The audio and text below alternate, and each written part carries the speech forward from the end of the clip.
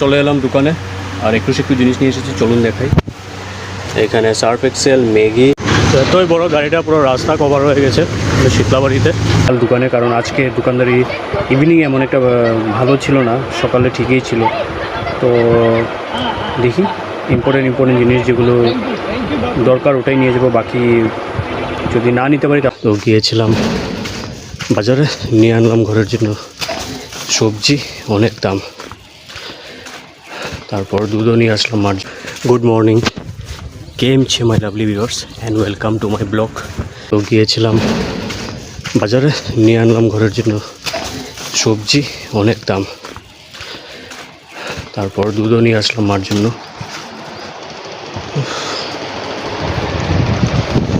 এই দেখুন, এখানে কয়েকটা সবজি, 100 টাকার সবজি। তারপর দুধ, ভেন্ডি, লাউ, কোয়াশ, লেবু। প্রত্যেক দাম কোয়াশের 60 টাকা কেজি। তারপর দুটো নিলাম, আধা কেজির উপরেই হলো। তারপর লেবু নিলাম, বাট উপায় নেই, দাম হলেও তো নিতে হবে।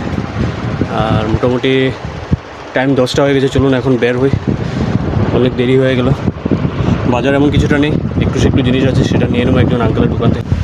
চলে এলাম দোকানে আর একটু জিনিস নিয়ে এসেছি, চলুন দেখাই। এখানে সার্ফ এক্সেল, ম্যাগি, এক্সো, এই 3টে আইটেমই ছিল।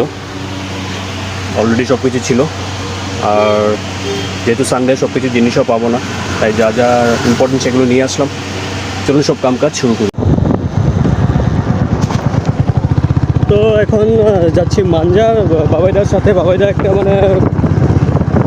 ইন্স্যুরেন্সের কাগজ দিতে যাবে একজন দোকানে। ওয়েদারটা গরম ছিল, ঠিক জানি না। অনেক বড় গাড়িটা,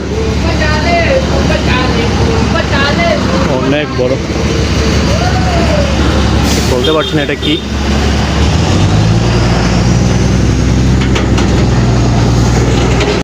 এতই বড় গাড়িটা পুরো রাস্তা কভার হয়ে গেছে শীতলাবাড়িতে। মার্কেট থেকে পুরো স্লোলি আসছে। ঘরে আসার হলো অনেক সময়, এসে খাওয়া দাওয়া হয়ে গেল। আর 11:30 টাইম হবে। চলুন বিছানাটা ঠিক করে নিই। কাল হলো সোমবার, আর কি জিনিস নিতে হবে সেগুলো লিস্ট বানিয়ে নিয়ে দেখি কতটুকু জিনিস নিয়ে যেতে পারি কাল দোকানে, কারণ আজকে দোকানদারি ইভিনিং এমন একটা ভালো ছিল না, সকালে ঠিকই ছিল। তো দেখি ইম্পর্টেন্ট জিনিস যেগুলো দরকার ওটাই নিয়ে যাবো, বাকি যদি না নিতে পারি তাহলে দুপুরবেলায় নেবো কাল। আর আজকের এই ভিডিওটি আপনাদের কেমন লাগলো অবশ্যই কমেন্টে জানাবেন, আর ভালো লাগলে লাইক করবেন। শুভরাত্রি।